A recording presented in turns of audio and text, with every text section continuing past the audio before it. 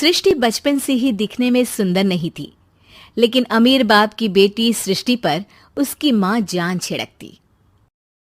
मेरी बेटी कितनी प्यारी है, भगवान सबको सृष्टि जैसी बेटी दे। सृष्टि धीरे धीरे बड़ी होती है। एक दिन सृष्टि की सहेली कहती है, तू दिखने में कितनी अजीब सी है, लेकिन मैं जानती हूँ हम सब में सबसे अच्छी शादी तो तेरी ही होगी। तेरे पापा अमीर जो हैं। और बता नहीं सकते यार, दहेज तो हर कोई देता है, ये क्या ज्यादा ले जाएगी अपने पति के लिए? अरे बड़े शहर में कोठी है इसके पापा की। अरे पापा की है ना, कौन सी इसकी है? इसकी होती तब तो कोई भी लड़का इससे शादी कर लेता। अरे पापा की मतलब पापा की है तो मेरी ही है ना? किसने कहा? अब तेरी तो तब होगी ना जब तेरा भाई ना हो। वैसे भी शादी के बाद सारी प्रॉपर्टी भाई के नाम होती है। सृष्टि समझ जाती है कि उसे किसी भी हालत में माँ बाप की सारी प्रॉपर्टी को अपने नाम करना है, लेकिन कैसे? एक दिन सृष्टि का भाई शीनू कहता है, बहन क्या कर रही है? तुझसे एक बात करनी है। अरे हाँ करना, मैं तो तेरी बहन हूँ। बहन मेरी लाइफ में ना एक लड़की है, बहुत अच्छी है। मैं सोच रहा हूँ माँ और पापा से बात करूँ शादी के लिए। सृष्टि को समझ में आ जाता है कि भाई की शादी होते ही भाभी उसे एक दिन भी घर में बर्दाश्त नहीं करेगी। क्या बात है भाई, बताना कौन है वो? यार वो बहुत अच्छी लड़की है, पढ़ी लिखी है, मेरे साथ जॉब भी करती है। बस एक प्रॉब्लम है। प्रॉब्लम? क्या प्रॉब्लम है भाई? यार वो शादीशुदा है, लेकिन उसके पति ने उसे सिर्फ इसलिए छोड़ दिया क्योंकि उसके माँ बाप दहेज नहीं दे पाए। सृष्टि ये सुनकर न जाने क्यों खुश हो जाती है। अरे भाई तो क्या हुआ, लड़की तुझे तो पसंद है ना? शीनू को लगता है कि बहन उसे समझ रही है। वो इस बात से अनजान होता है कि उसकी बहन की मंशा पूरा घर हड़पने की है। सृष्टि अपनी माँ से कहती है, मम्मी मुझे तो बहुत चिंता है। पता है शीनू क्या कर रहा है? अरे क्या कर रहा है? वो तो काम पर जाता है और वापस घर आता है। नहीं ना माँ, वो यही तो नहीं कर रहा, बाकी सब कर रहा है। आपको पता है उससे प्यार है, और वो भी एक शादीशुदा लड़की से। ये क्या हो गया? मैं सोसाइटी में क्या मुंह दिखाऊंगी? अरे तेरे पापा तो यही कहेंगे कि मैंने ही उसे बिगाड़ दिया है। माँ देखो, मेरी बात मानो, पापा पर भी विश्वास करने की जरूरत नहीं है। अब आप ही बताओ, पापा इतनी देर घर के बाहर रहते हैं क्यों? बोलो। अरे बेटा वो तो नौकरी करते हैं ना। तू बहुत भोली है माँ। पापा का ऑफिस तो 7 बजे खत्म हो जाता है, लेकिन देखो कितनी देर से आते हैं। अरे नहीं बेटा, ऐसी कोई बात नहीं है। सृष्टि माँ को एक औरत से बात करते पिता की फोटो दिखाती है। देखो माँ कैसे हैं पापा, मैं ना कहती थी कि पापा सही नहीं है। मैं तेरे पापा से बात करूंगी, दे फोटो मुझे। ओ माँ, वो तो डिलीट हो गई। लेकिन चल, तूने तो देख लिया ना, पापा से बाद में बात कर लेना। और हाँ, मेरा नाम बिल्कुल मत लेना। हाँ माँ। अब क्या था, सृष्टि के माँ और पिता के बीच झगड़ा होना शुरू हो जाता है। सृष्टि के मन में क्या चल रहा था कोई नहीं जानता था। एक दिन, माँ सृष्टि के लिए एक लड़का देखा है, वो लोग शाम को उसे देखने आने वाले हैं। और हाँ माँ, एक खुशखबरी, मैं और पापा मिलकर एक नया बिजनेस ट्राई कर रहे हैं। शाम को लड़का आता है, सांवले रंग का। सृष्टि को तो बिल्कुल भी पसंद नहीं आता। लड़की की माँ कहती है, लड़की का चेहरा तो कोई खास नहीं, लेकिन अगर मेरे बेटे को आप लोग सेटल कर दें तो मैं उसकी शादी आपकी बेटी से करवा दूं। सृष्टि को लड़का बिल्कुल पसंद नहीं था। उसे भाई पर गुस्सा आ जाता है। लड़के वालों के जाने के बाद कहती है, माँ देखा शीनू मेरे लिए कैसा लड़का लेकर आया, न दिखाने लायक न सुनने लायक, सेटल भी नहीं, वो भी हम करे। अरे माँ मैं जानती हूँ ये मेरी शादी किसी भी घर में क्यों करवाना चाहता है? अरे कैसी बात कर रही है बहन, तूने तो देखा ना, लड़के को मैंने ही मना कर दिया तुझसे शादी के लिए। जिसने लड़का बताया था उसने उसकी बहुत तारीफ की थी। बात आई गई हो जाती है, लेकिन सृष्टि का मन शांत नहीं होता। क्या करूं, कुछ समझ में नहीं आ रहा। मेरी शादी हो गई तो ये लोग पूरी प्रॉपर्टी शीनू के नाम कर देंगे, मेरे हाथ तो कुछ लगेगा ही नहीं। तभी सृष्टि को आइडिया आता है। वो किसी वकील को फोन करती है।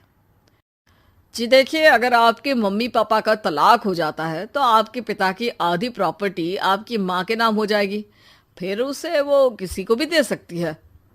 सृष्टि अब माँ को बेटे के खिलाफ भरती है। माँ, शीनू पर नजर रखा करो, वो जिस लड़की के प्यार में है ना वो शादीशुदा है। यहाँ आएगी, सारा पैसा रुपया जमीन जायदाद सब हड़प लेगी। पापा का भी हाल तुमसे छुपा नहीं है।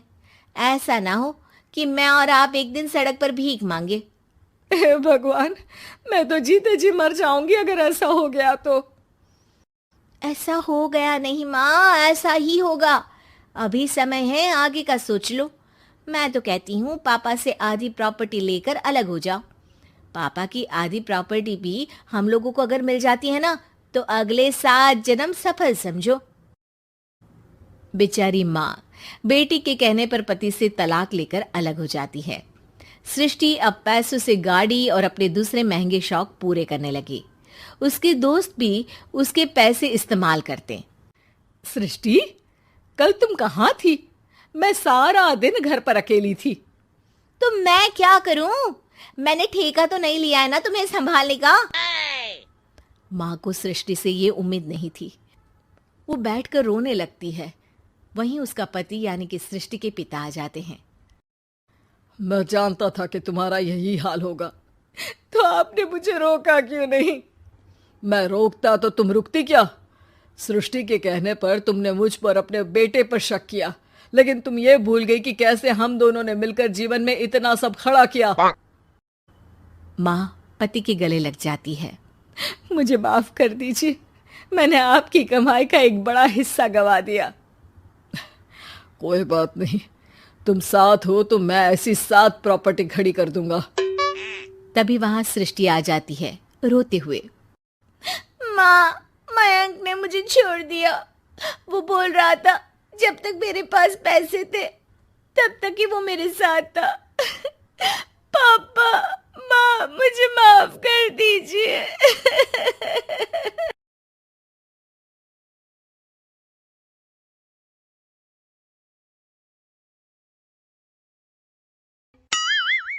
मीरपुर नाम के शहर में तेजस अपनी पत्नी नीरू के साथ रहता था।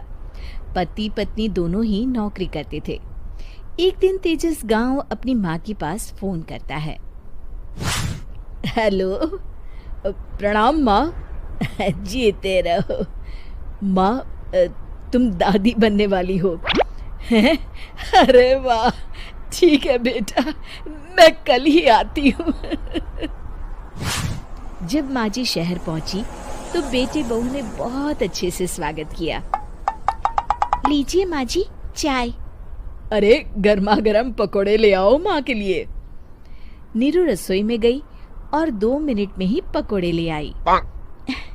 जी ये लीजिए। बहू जादू से बनाए हैं क्या? अभी तो रसोई में गई थी। यम्मी। माँ जी, शीला रसोई में पकोड़े तल रही है, मैं बस लेकर आई। हे भगवान, मेरा धर्म भ्रष्ट कर दिया तूने। अब तो गंगा जल से शुद्धिकरण करना होगा। दूसरे दिन, माँ जी मैंने नाश्ता बना दिया है, ऑफिस जा रही हूँ। पर अभी तो घर का सारा काम पड़ा है। शीला आती ही होगी, झाड़ू पोछा बर्तन कपड़े वो सब कर लेगी। हमारे जमाने में घर का सारा काम हम ही करते थे। जी माँ जी, आप बहुत होशियार हैं, मैं घर ऑफिस दोनों नहीं संभाल पाती। तो जरूरत क्या है घर से बाहर जाकर चाकरी करने की? वैसे भी घर का काम खुद करने से घर में बरकत आती है, समझी?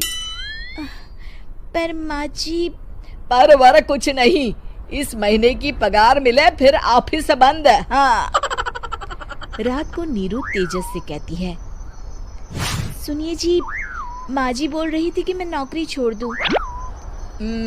वैसे ठीक ही तो है, अभी तुम्हें आराम की जरूरत है। फिर भी आराम कहाँ, शीला को छुड़ाने के लिए बोल रही थी। तो अब 24 घंटे में इतना काम तो कर ही सकती हो। पर जॉब पसंद है मुझे, घर पर मन नहीं लगेगा। अगले दिन जब दोनों ऑफिस के लिए निकल रहे थे, मेरी तो कोई कीमत ही नहीं है इस घर में। माँ जी, आजकल महंगाई बहुत है, रहन सहन भी बदल गया है। दोनों नौकरी करते हैं तभी ठीक रहता है। अच्छा, तू कहना क्या चाहती है? मेरा बेटा तुझे बिठा के खिला नहीं सकता? तू ही इस घर का खर्च चला रही है, हैं? नहीं माँ जी, मेरा वो मतलब नहीं था। मतलब खूब समझती हूँ, ये बाल धूप में सफेद नहीं किए मैंने। हाँ। अब तो ये रोज का काम हो गया था। तेजस भी रोज की झिकझिक से परेशान हो गया था। एक दिन उसने कहा, नीरू, वैसे भी तुम्हें मैटरनिटी लीव मिलने वाली है, तो अभी से ही छुट्टी ले लो। पर क्या, मेरी सैलरी अच्छी खासी है। आखिर नीरू ने रिजाइन कर दिया। जब बच्चा हुआ तो घर में सब बहुत खुश हुए। कुछ दिनों बाद तेजस फाइल देख रहा था। क्या हुआ तेजस, कुछ परेशान लग रहे हो? हाँ, वो हमारी जितनी सेविंग्स थी वो तो हॉस्पिटल में और छठी के फंक्शन में खत्म हो गई है नीरू। और अभी वैसे मंदी चल रही है तो मैं बोल रही थी कल मुन्ना को हेपेटाइटिस का टीका लगवाना है। नीरू, क्या पोस्टपोन नहीं कर सकते? नहीं जी, बिल्कुल नहीं। अब तेजस को समझ में आ रहा था कि उससे गलती हुई है। पैसों की कमी का असर घर के माहौल पर भी पड़ रहा था। अगले दिन, बेटा, मेरा चश्मा और ये दवाइयाँ ले आना, पर्चा देते हुए माँ जी ने कहा। जी। तेजस, मुन्ना के लिए दूध का डिब्बा और डायपर भी ले आना, और ये किराने के सामान की लिस्ट है, इसे भी लाना है। तेजस गुस्से में लिस्ट मरोड़कर फेंकता है और चिल्लाता है, पैसे क्या पेड़ पर उगते हैं? ये ले आना, वो ले आना। अरे, पर ये जरूरत का सामान ही है। वो गुस्से में बिना कुछ कहे ऑफिस चला गया। अरे लंच तो ले जाइए। नीरू दौड़कर डिब्बा पकड़ाती है। एक दिन खाना खाने के बाद, नीरू, अब तो मुन्ना कुछ बड़ा हो गया, तो अब तुम वापस ज्वाइन कर लो ना जॉब। पर इस रिसेशन में जॉब मिलना बहुत मुश्किल है। ट्राई तो करो। फिर मुन्ना? माँ जी है ना, और एक फुल टाइम मेड भी लगा लेंगे। पर माँ जी, उन्हें तो पसंद नहीं। तभी माँ जी वहाँ आ जाती है और प्यार से नीरू के सर पर हाथ फेरते हुए बोलती है, अब मेरी समझ में आ गया बहू, पहले के और अब के समय में अंतर है। तुम काम शुरू करो, मुन्ना की जिम्मेदारी मेरी। मेरी प्यारी माँ जी। ये कहकर नीरू उनके गले लग गई। शिक्षा, परिवर्तन संसार का नियम है, हमें भी समय के साथ चलना चाहिए। उम्मीद है कि आपको हमारी ये कहानी पसंद आई होगी। कृपया हमारे चैनल को सब्सक्राइब करें और सभी अपडेट्स के लिए बेल आइकन जरूर क्लिक करें। और हाँ, वीडियो लाइक और शेयर करना मत भूलिएगा। Bye bye.